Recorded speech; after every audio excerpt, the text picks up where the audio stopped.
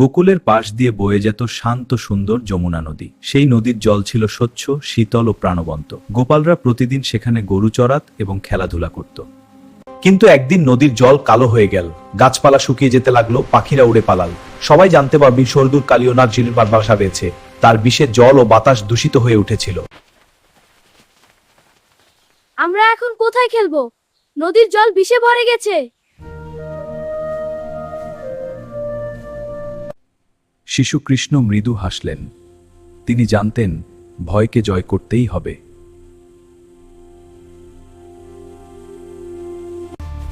এই গোপালেরা দেখো, ওই কদম গাছটা কত উঁচু, আমি উঠবো। হ্যাঁ কৃষ্ণ, এবার লাফ দিচ্ছি নদীতে, দেখো। ও জল তোলপাড় হয়ে উঠল। তার পাড়া থেকে বিষ পেকের দিকে এসে করে পড়ল।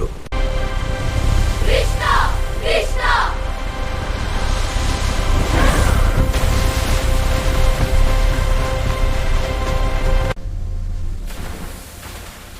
হে কৃষ্ণ, আমি পরাজিত, ক্ষমা করুন।